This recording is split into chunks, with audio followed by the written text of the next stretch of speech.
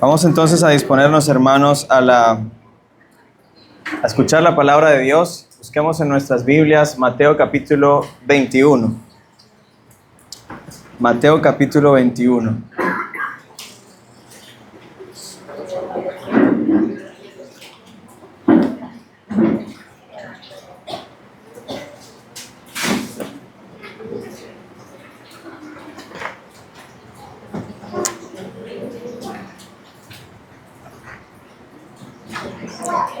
Vamos a leer los versículos desde el 18 hasta el 22. Mateo 21, desde el 18, hasta el 22.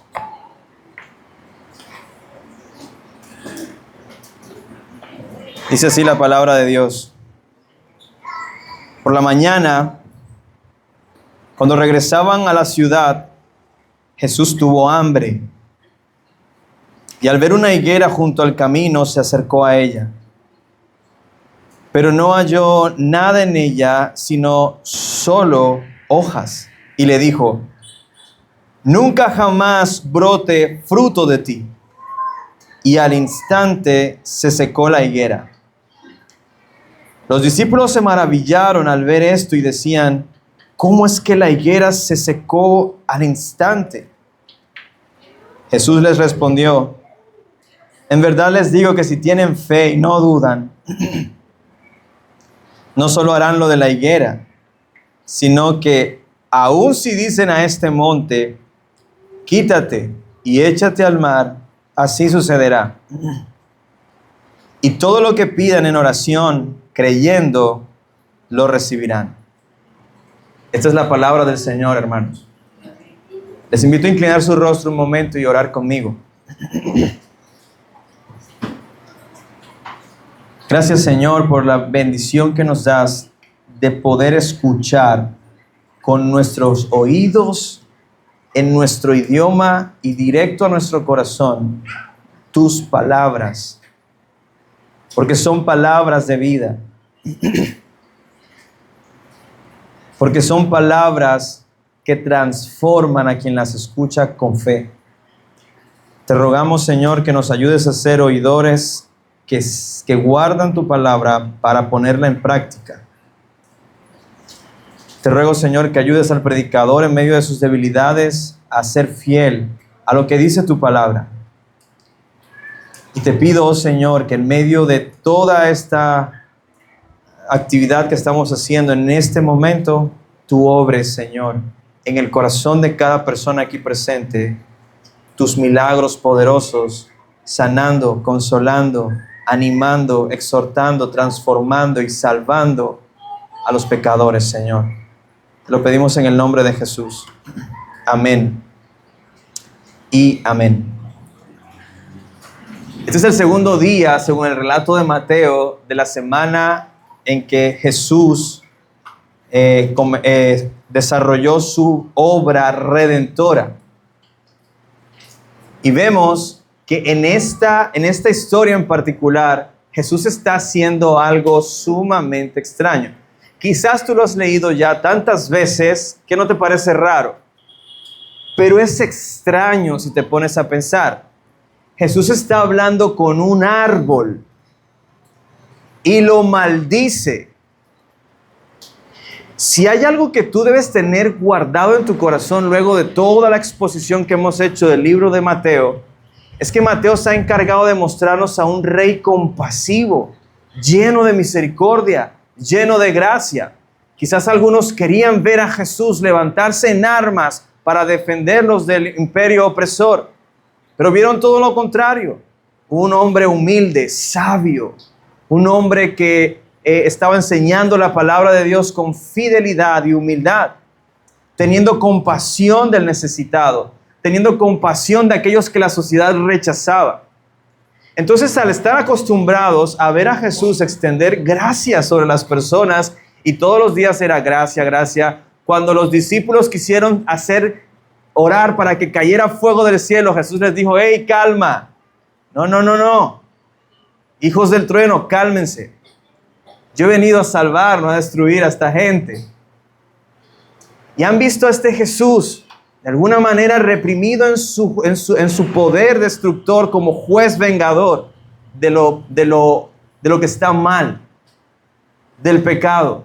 Y muchas veces nosotros tenemos esa idea de Dios, que Dios es todo amor, todo misericordia, y que en Él no hay justicia para castigar al que hace lo malo. Y creemos que al final Dios va a perdonar a todo el mundo y no pasa nada. No, aquí están viendo los discípulos a un Jesús que no solamente está ofendido con el árbol, sino que lo maldice y se seca. A simple vista parece una acción extraña, y hasta podríamos pensar que si no supiéramos que Jesús es justo y perfecto, oye, ¿qué razón tenía Jesús de maldecir a esa pobre higuera, a esa mata? Pero en esta escena hay un mensaje escondido que es profundo, pero que nos revela también el corazón de Jesús. Y no solo nos revela su corazón, sino que pone delante de nosotros una advertencia importante y una esperanza importante para nosotros los que nos exponemos a esta historia particular. Es por eso que quisiera que pudiéramos, en la medida en que examinamos este pasaje, dejemos que el pasaje también nos examine a nosotros. Dejemos que esculque dentro de nuestro corazón para que podamos ser conscientes de aquellas cosas que de Dios vienen para nosotros como provisión, con el propósito de transformarnos. Escúchame, lo que va a suceder hoy, si escuchas atento la palabra del Señor, es que tú vas a ser transformado por el poder de su palabra. Así que he querido titular este sermón Jesús y la higuera sin fruto, porque resume en un sentido la historia, pero también los aspectos más relevantes de esta historia. Entre ellas, lo que Jesús hace con la higuera y por qué la higuera recibe esa acción de parte de Jesús. No había fruto en ella. Ahora vamos a seguir esta exposición entonces en dos puntos particulares. Número uno, lo que Jesús hace, y número dos, las implicaciones que eso tiene para sus discípulos, pero también para nosotros que también somos discípulos del Señor Jesús. Entonces, en primer lugar, observemos lo que Jesús hizo. Jesús juzga a una higuera sin fruto. Ese es el primer punto de este sermón. Jesús juzga a una higuera sin frutos. Para poder entender esta acción de Jesús, es importante que conozcamos un poco de lo que viene sucediendo en este capítulo 21. Recuerda la enseñanza pasada. Anteriormente Jesús entró a propósito ejecutando un acto solemne en cumplimiento de la profecía de Zacarías 9:9, que le decía al pueblo que ellos sabrían que el Mesías llegó porque vendría a Israel humilde, montado en un asno, ¿verdad? En un pollino. Esta entrada que Jesús hace a Jerusalén de esta manera tenía como propósito que las personas identificaran que Jesús es el Mesías. ¿Y qué fue lo que pasó? La gente identificó, este es el rey que Zacarías 9 dice que vendría. Y comenzaron a cantar a Jesús, Hosana al Hijo de David, bendito el que viene en el nombre del Señor, Hosana en las alturas. Y esta canción tenía como propósito hablar de lo que Zacarías 9:9 dice que vendría a ser el rey cuando se acercara así a Jerusalén, dotado de salvación. Él vino a salvar a su pueblo. Él vino a salvar a su pueblo. Y lo que queríamos ver era que Él llegara entonces y destruyera los reinos opresores, ¿verdad? Pero no fue lo que hizo. Lo primero que el Rey Salvador vino a hacer fue llegar al templo directamente y sacar de allí a la fuerza todo lo que no era conforme a la adoración que Dios mandó a su pueblo. Jesús lo primero que hizo fue excomulgar a aquellas personas que estaban pervirtiendo la adoración al Santo Dios. Y lo hizo con tal autoridad que quizás una de las razones por las que nadie decía nada es porque la mayoría del pueblo sabía que allá había corrupción y que nadie hacía nada al respecto. Es como cuando tú sabes, oye, ¿cómo está Riohacha? Riohacha está mal, pero está mal porque sus dirigentes hacen las cosas mal y eso no es mentira, todos sabemos eso. Pero nadie hace nada al respecto. Jesús hizo algo al respecto. Jesús tumbó las mesas, sacó las palomas, tomó un látigo y echó fuera a todo el que estaba pervirtiendo la adoración a Dios. Recuerda, ellos vienen de ver a un Jesús manso, lleno de gracia, tocando al leproso, extendiendo compasión, pero de repente el rey entró con tal autoridad en Jerusalén que fue directo al templo y con este ímpetu sacó a las personas que no pertenecían, que no tenían un corazón para Dios. Él quería purificar la casa de Dios, que debía ser casa de oración, es decir, un lugar en donde las personas vienen a conocer a Dios. Se había convertido, en las palabras de Jesús, en una cueva de ladrones. No solo los estaba denunciando, Él estaba haciendo algo al respecto. Ellos tienen eso fresco aquí en la mente. Pero dice el texto que se fue ese día a Betania y ahora al siguiente día regresa, dice el texto, por la mañana a la ciudad. ¿A cuál ciudad? A Jerusalén. Es decir, Él viene otra vez. Y esta vez el rey viene caminando y los árboles no eran las tiendas de aquel tiempo, pero yo quiero que tú entiendas que, hombre, Jesús tiene hambre y no fue que se le olvidó desayunar. Eso nos da un poco a nosotros el contexto en que Jesús y sus discípulos desarrollaron su ministerio. Ellos no estaban tan cómodos como hubiésemos pensado. Ellos no tenían tantos recursos como uno quisiera que hubiese tenido el ministerio del Señor Jesús. De tal manera que si ellos querían desayunar, desayunaban como nosotros desayunamos ayer aquí, los que estábamos aquí en la iglesia, comiéndonos unos mangos que salieron del árbol y que gloria a Dios por esa provisión de mangos, hermano, el desayuno perfecto para algunos. Eso es lo que Jesús estaba haciendo, pero no fue un árbol de mango, sino que fue, dice el texto, al ver una higuera junto al camino. Y es que como lo narra Mateo, es como que de casualidad Jesús iba pasando por ahí, vio una higuera, ¿verdad? Y se acercó a ella, pero no halló nada en ella, sino solo hojas. Y le dijo, nunca jamás brote fruto de ti, y al instante se secó. Hermanos, esta es la segunda vez que los discípulos ven a Jesús hacer algo así de extraño. Jesús maldiciendo a un árbol. ¿De qué se trata esto? En el templo, su actitud fue denunciar la corrupción moral y administrativa de los líderes del templo, pero en el árbol, ¿cuál es la corrupción del árbol? Hermanos, si ustedes fueran judíos, sí les pareciera extraño lo que Jesús está haciendo, pero su mente inmediatamente los transportara a unos personajes que actuaban así de raro en el pasado y cuya historia y testimonio y legado de fe quedaron registrados en el Antiguo Testamento. Los profetas hacían cosas así de raras. Derrama una olla y dile a Israel lo siguiente, así dice el Señor, ¿verdad?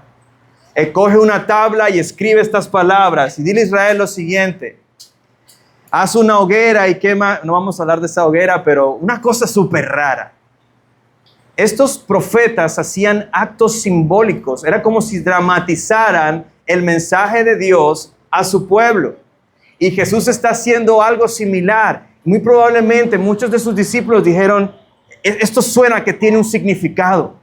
Esto suena que Jesús no lo está haciendo al azar o porque se molestó y simplemente le dio rabia y le dijo, porque Jesús no es como nosotros. Su ira no es caprichosa.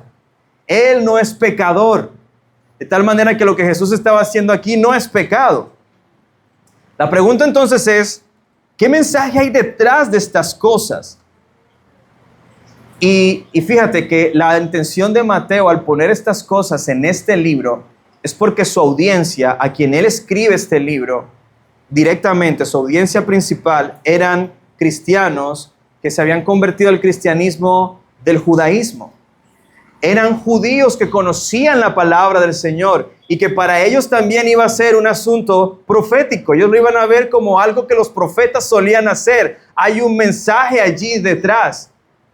La intención entonces de Mateo al escribir esta historia aquí, de la manera en que la escribe, es que tanto la experiencia de los discípulos en ese momento, como lo que él quiere que su audiencia, sus lectores puedan hacer al leer esto, es que hagan el ejercicio de tratar de discernir cuál es el significado de esto que Jesús está haciendo. Y miremos parte por parte. En primer lugar, Jesús tenía hambre, fue un árbol. Como les decía, esto no es casualidad. Es la providencia del Señor. Ese árbol había nacido para ese día.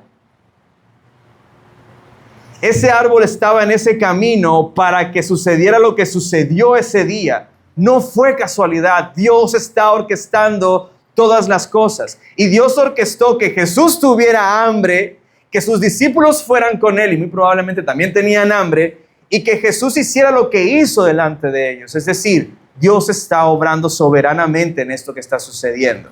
Lo segundo que vemos en esta historia es que Jesús escudriñó el árbol.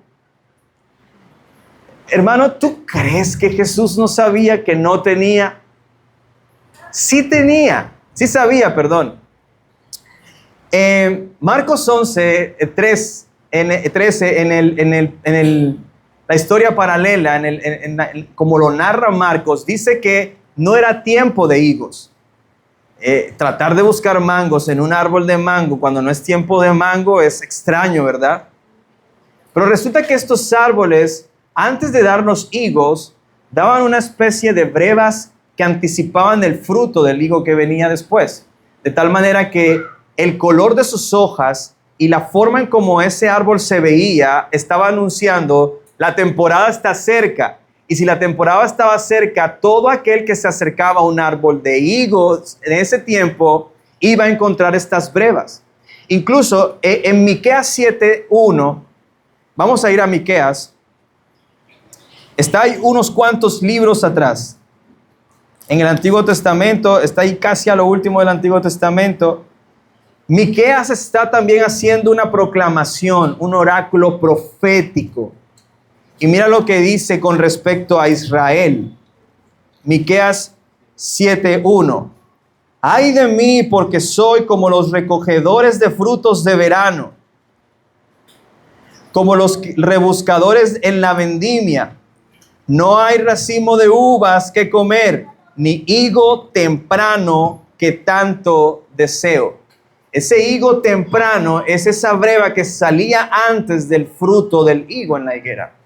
De tal manera que aunque no era temporada, cualquier persona que se encontraba un árbol de higos iba a encontrar estos frutos que anticipan, estos frutos tempranos que anticipan la cosecha de higos. Eso es importante, hermanos, porque es que lo que el árbol estaba haciendo era decir, yo tengo frutos, se acerca la temporada y el que se acerque a mí va a encontrar frutos, si no, miren mis brevas. Y Jesús se acerca al árbol y lo escudriña, mira, busca. Y resulta que este árbol me está echando mentiras. Dice que está preparado para la temporada, pero no tiene ni un fruto. No tiene ni un fruto temprano.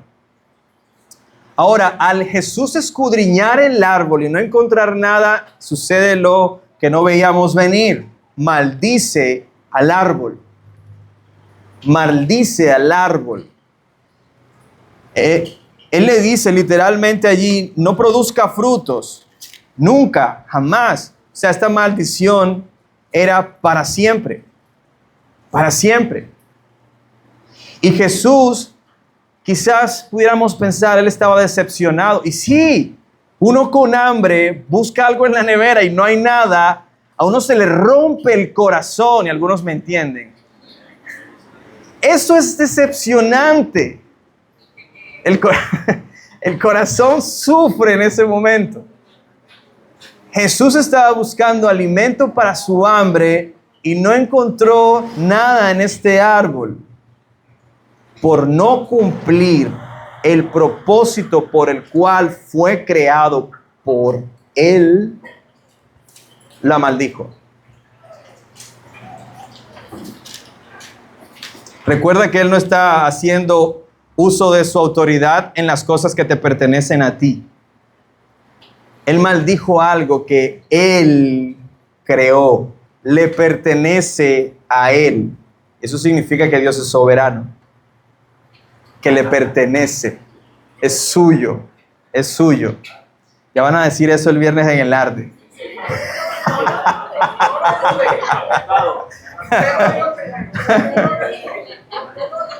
Algo estaba mal con el árbol. Todos se dieron cuenta. Es un árbol mentiroso. Es un árbol hipócrita que dice tener algo que no tiene. Inmediatamente la higuera se secó para siempre como resultado del juicio del Señor sobre esta higuera. Yo creo que ya tú empiezas a sospechar cuál es el mensaje detrás de este acto profético de Jesús. Se trata de una parábola dramatizada, ¿verdad? Hay un mensaje espiritual detrás de esto que está sucediendo y que los discípulos están viendo. Pero ¿sabes cuál es el problema? Que aquí en Mateo, Jesús nos lo explica y nos deja así como, ¿qué significa esto? Aunque es evidente, es mejor cuando Jesús nos lo explica, ¿no es verdad? ¿Estás de acuerdo conmigo? Cuando Jesús nos lo explica es más fácil, vamos a lo seguro. Pero Jesús no nos lo explica.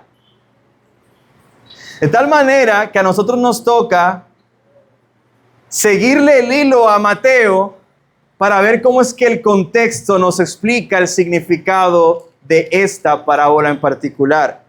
Y resulta que Mateo está hablando de un árbol que no dio frutos, pero aparentaba que sí da fruto. ¿Y eso como a qué suena? A una historia que Juan el Bautista, que narra que Juan el Bautista vivió cuando estaba en su ministerio, Mateo 3. Dice que Juan el Bautista estaba predicando el arrepentimiento a las personas. Arrepiéntanse de sus malos caminos porque el Mesías se acerca. Él estaba preparando el camino al Señor.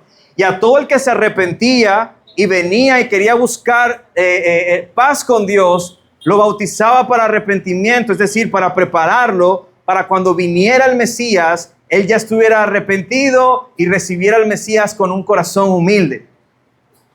Y dice el texto que cuando él comenzó a llamar a las personas al arrepentimiento, vio que se acercaban, capítulo 3, versículo 7, se acercaban unos fariseos y saduceos que venían para bautizarse, supuestamente porque ellos también estaban arrepentidos. Fíjate, ¿qué les dice Juan?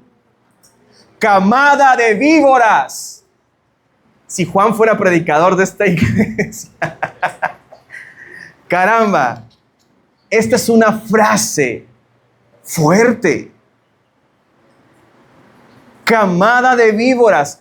¿Quién les enseñó a ustedes que pueden huir de la ira venidera?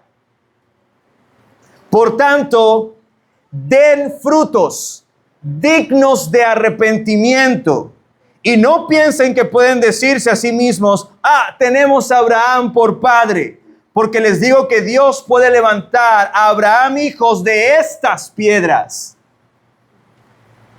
Y si eso fue confrontante, mira lo que continúa diciendo. El hacha ya está puesta en la raíz de los árboles. No mañana, ya está puesta en la raíz de los árboles. Y escuchen, todo árbol que no da buen fruto es cortado y echado al fuego. Esa es la visión de Juan de lo que está por venir.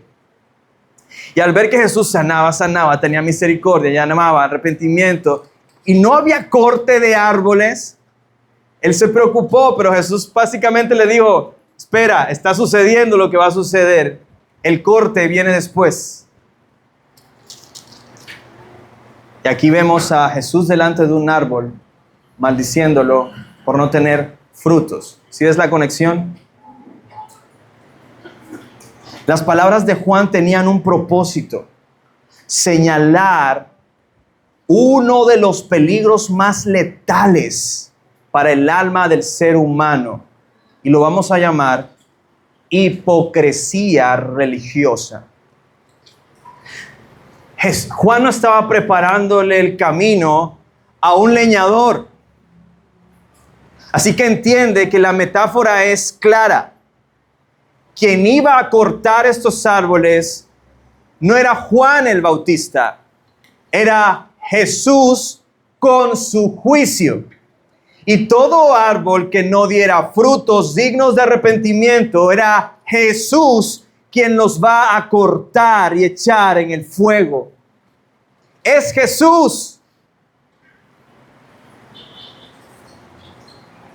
A todo árbol hipócrita es Jesús quien lo va a cortar. Esta hipocresía religiosa es la apariencia de piedad que algunas personas exponen para demostrar que ellos están haciendo las cosas como a Dios le agrada. Por fuera se ven piadosos, cómo ora, cómo sirve, mira las cosas que hace, ayuda al pobre, mira las obras de compasión que hace. Por fuera parecen buenos, pero en el fondo son malos. Eso quiere decir que sí existen personas que dicen que son cristianos y aparentan delante de la gente ser cristianos, pero por dentro no son cristianos. Porque esta hipocresía religiosa no era solo de los fariseos judíos. Amados, eso está tan presente hoy en día como en aquellos tiempos.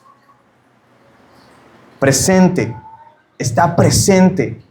Son personas que dicen amar a Dios, pero en su corazón se aman a ellos mismos. Tienen sus propios dioses porque son codiciosos, aman el dinero, aman las cosas terrenales más que a Dios, porque el problema no es tanto amar las cosas de este mundo, sino amarlas por encima de Dios. Y lo más terrible de esto es que no lo reconocen y dicen, no, yo sí amo a Dios, yo amo mucho a Dios, yo voy todos los domingos a la iglesia, yo llego temprano. Y crees que con Señor, yo hice esto en tu nombre, Señor, yo hice aquello en tu nombre, Jesús va a decir, ay, gracias, mira qué esfuerzo tan grande. No, si tú no has nacido de nuevo, ese día Jesús dirá, apártate de mí, hacedor de maldad.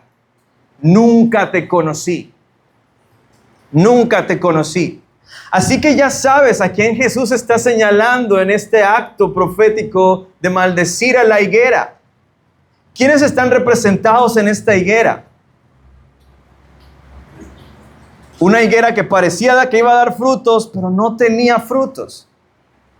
Inmediatamente a nuestra conciencia, esos fariseos y saduceos que Juan el Bautista denunció. Sí, ellos, pero no eran los únicos.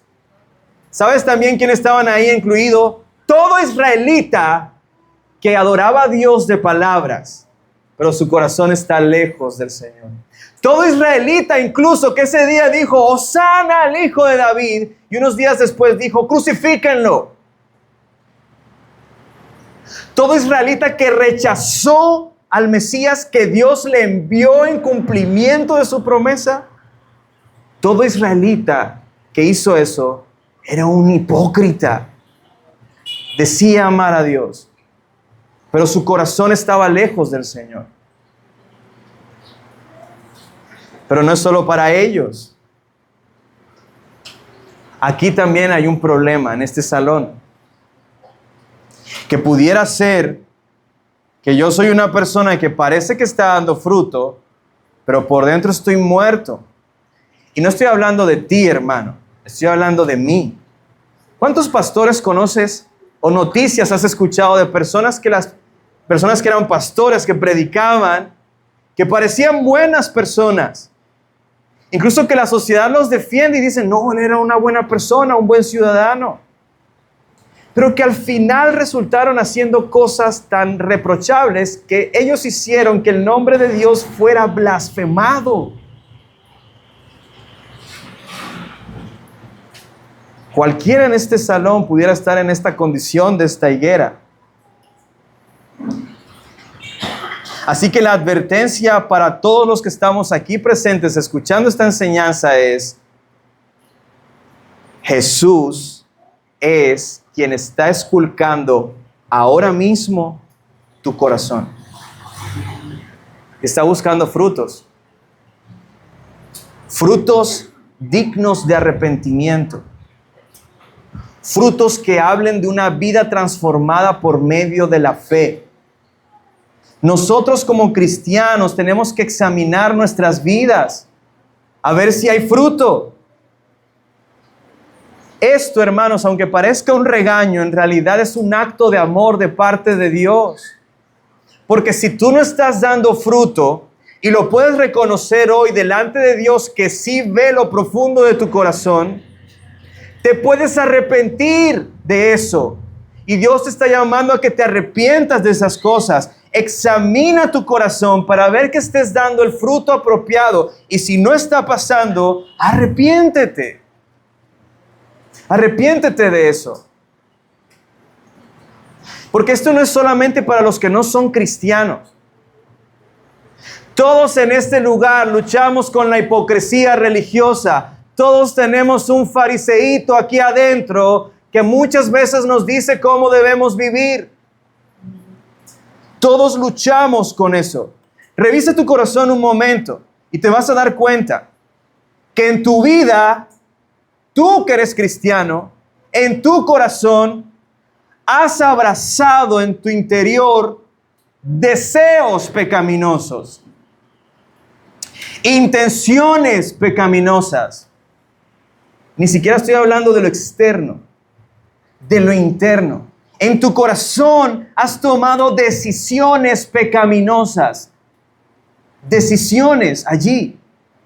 Yo no le voy a decir nada a ese hermano, pero yo no lo vuelvo a invitar a mi casa nunca jamás. Que se olvide él de que esa es una decisión pecaminosa. Yo sé que yo tengo que perdonar a ese hermano y bueno, lo voy a perdonar. Pero en mi corazón yo no lo quiero perdonar y no le voy a volver a hablar más nunca en mi vida. Hermanos, si nos pusieran un chip en el cerebro y el corazón y se publicara todo lo que nosotros pensamos, todos aquí estaríamos ruborizados de darnos cuenta de que ese soy yo. En mi corazón hay respuestas en las que yo soy consciente que un cristiano no debe hablar así. Yo soy consciente de que un cristiano no se viste así. Yo soy consciente de que un cristiano no debe hablar de la forma en que yo le he hablado a esa otra persona. Soy consciente y aún así no me arrepiento. Esos son frutos vanos, falsos. Eres como la higuera. Los frutos dignos de arrepentimiento son aquellos que nacen de un corazón que dice: es verdad, he pecado, lávame, Señor. Es verdad, he fallado, transfórmame, Señor.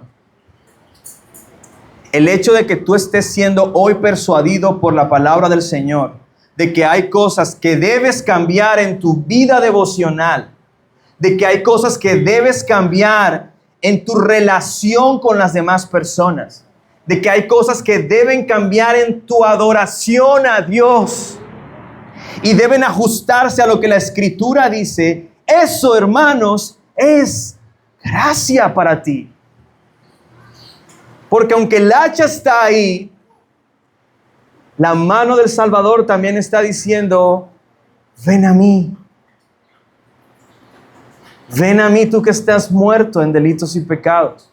y yo te daré vida, porque separados de mí, nada pueden hacer. Él usó esa figura, yo soy la vid, ustedes los pámpanos. Mientras ustedes estén pegados a mí, ¿qué va a pasar? Tú vas a dar fruto. Pero si tú no estás pegado a Jesús, nunca jamás podrás dar frutos. Serás como esa higuera, intentando dar frutos para al final terminar seca. Por eso, aférrate a la obra de Cristo.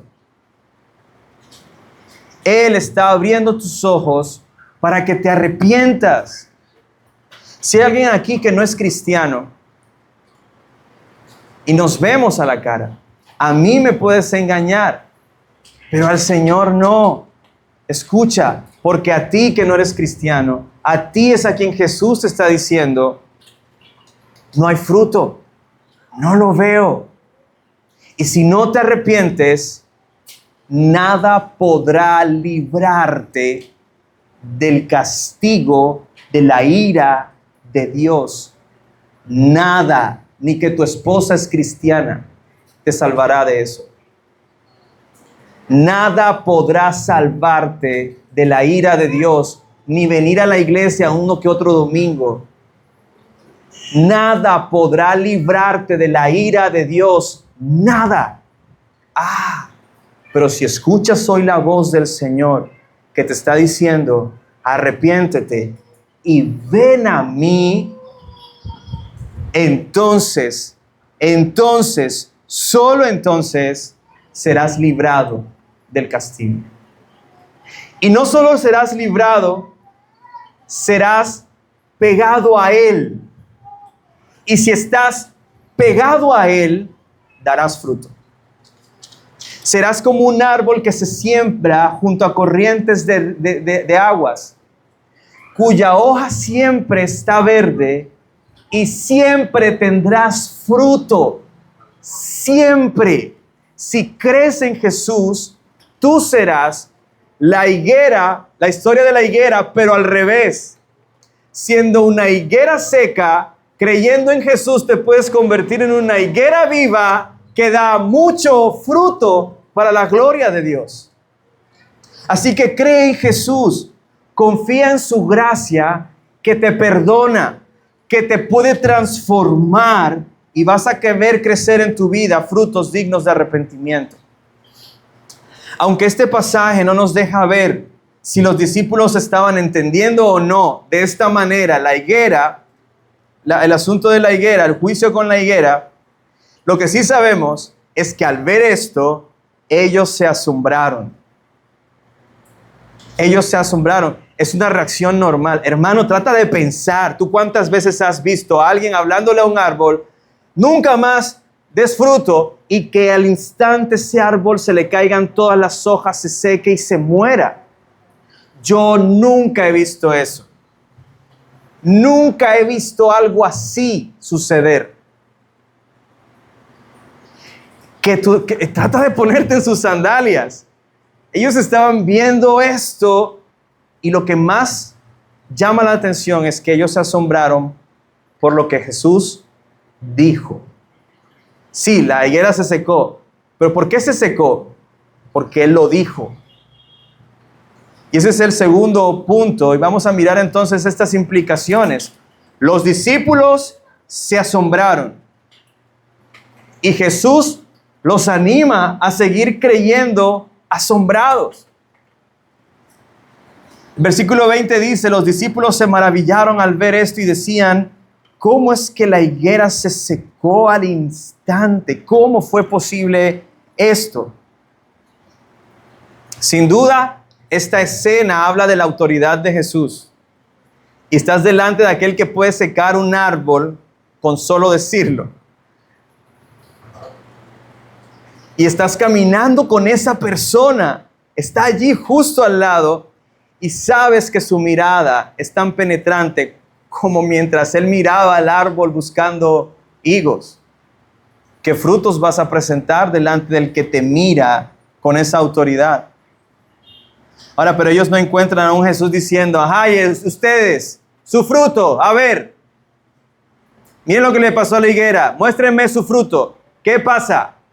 No, porque Juan 13 nos dice que al ser ellos sus discípulos, ya estaban limpios. Ya ellos habían experimentado algo en su alma que los había transformado. Al menos 11 de ellos estaban así. Pero lo que esta respuesta de los discípulos nos debe llevar a pensar es, ¿cómo respondo yo a lo que Jesús dice? Me asombro. Su autoridad me lleva a tener reverencia y respeto por sus palabras. Piénsalo incluso aún más. ¿Amas la palabra del Señor?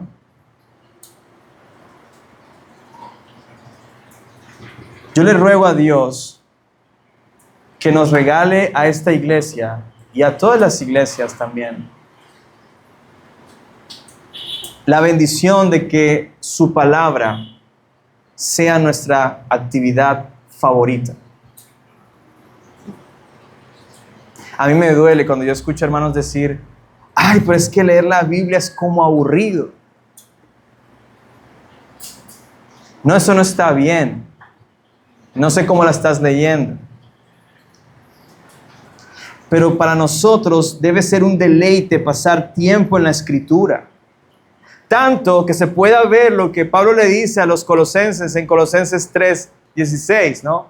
Habite en abundancia la palabra de Cristo en nuestras conversaciones. Que sí, comenzamos a hablar acerca de fútbol, pero terminamos hablando de la gloria del Señor. Porque tanto amo yo su palabra que no puedo dejar de hablar de ella, de lo que me ha hecho, de lo que te puede hacer. De esa manera evangelizar no sería un trauma para algunos, sería un deleite, porque tú estás testificando algo que te apasiona, algo que te gusta. En esta oportunidad las palabras de Jesús fueron como un hacha que cortó en juicio, bueno, no lo cortó, lo secó a un árbol. Pero sus palabras también dan vida. Recuerda la confesión de Pedro.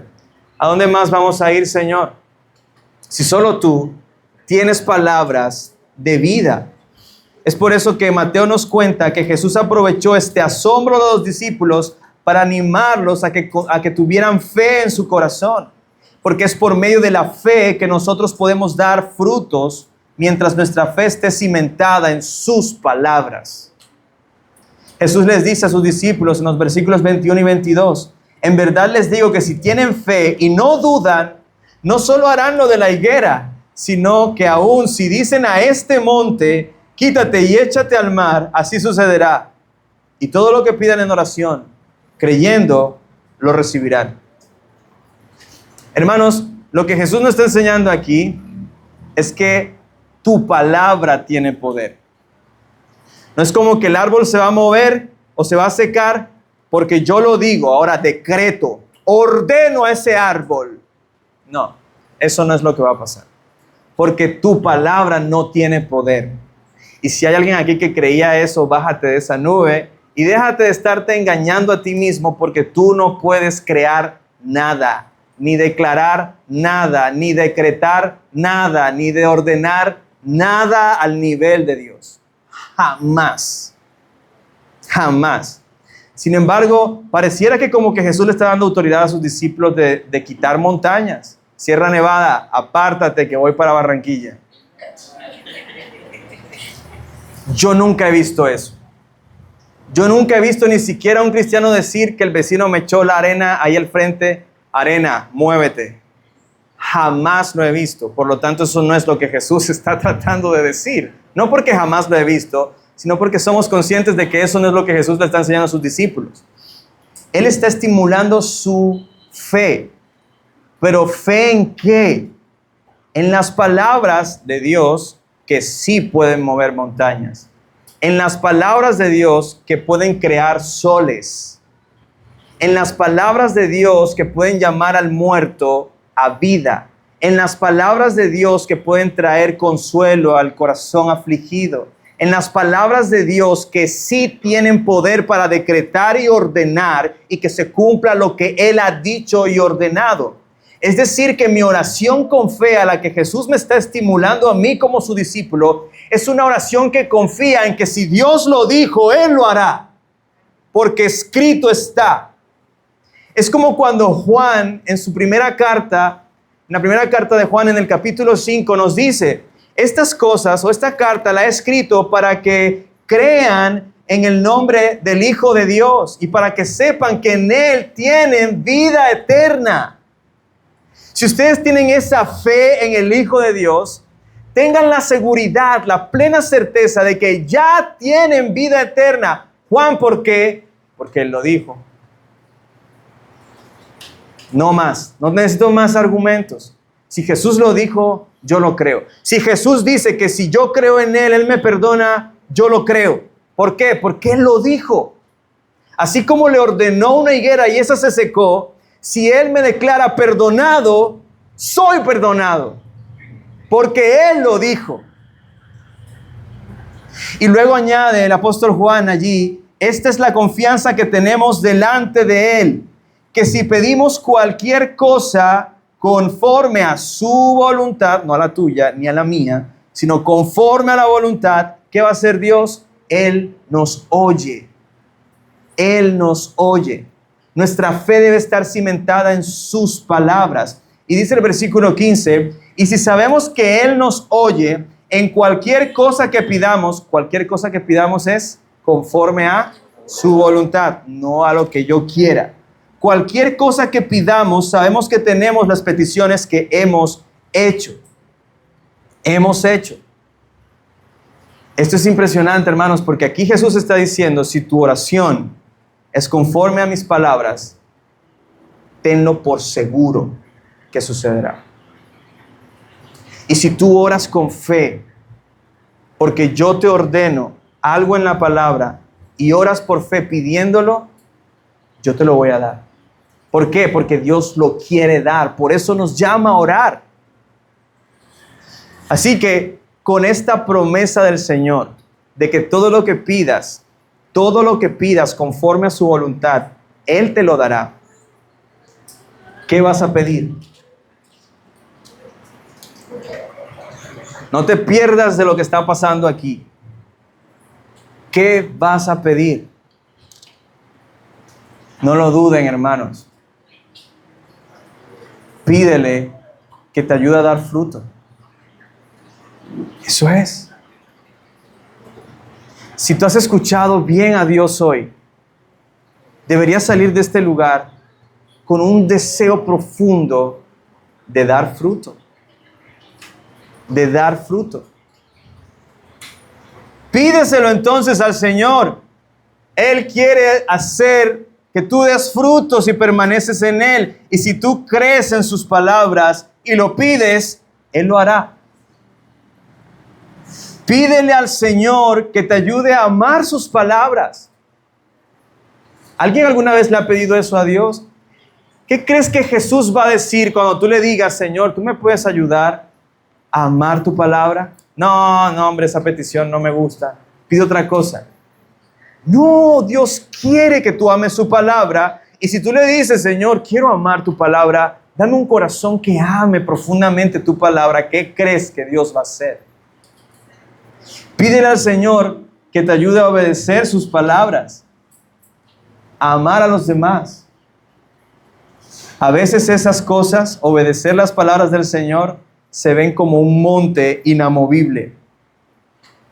A veces amar a las personas se ve como un monte inamovible.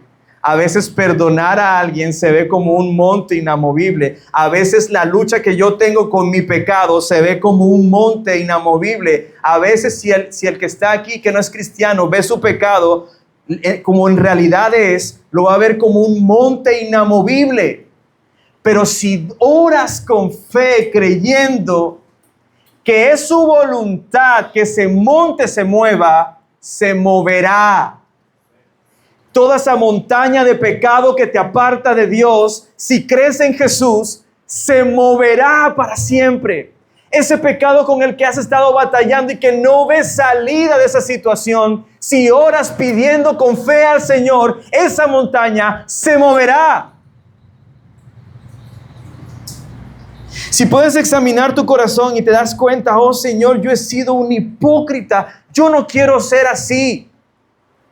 Vas a ver una montaña inamovible. Pero si le pides, Señor, perdóname y quita de mí la hipocresía, esa montaña se moverá. Pide con fe, hermano, conforme a sus promesas, y verás la gloria del Señor. No dudes, verás la gloria del Señor, porque Él es fiel a sus promesas. Este pasaje de hoy entonces nos ha llevado a contemplar a Jesús como un juez justo. A Él no lo puedes engañar. Él conoce el fruto de tu corazón, si hay o no hay. Pero también como un juez que se puede convertir en tu abogado defensor, en tu rescatador, si crees en Él. Este juez tiene toda autoridad para juzgar a todos los seres humanos y lo hará. Veremos el día en que Él lo hará. Y toda persona será escudriñada para ver si en ella hay fruto de arrepentimiento y fe. Y mi oración es que tú que estás aquí puedas dar ese fruto, puedas mostrar ese fruto. Recuerda, no por ti, sino por lo que Él ha hecho por ti. Y entonces el juicio hacia nosotros no sea para condenación, sino para salvación. Si estas te parecen buenas noticias, asómbrate al ver la autoridad del Redentor. Ama sus palabras, guarda sus palabras, ora y vive con fe, sabiendo que las promesas del Señor se mantienen firmes para siempre y sus juicios siempre justos. Amén.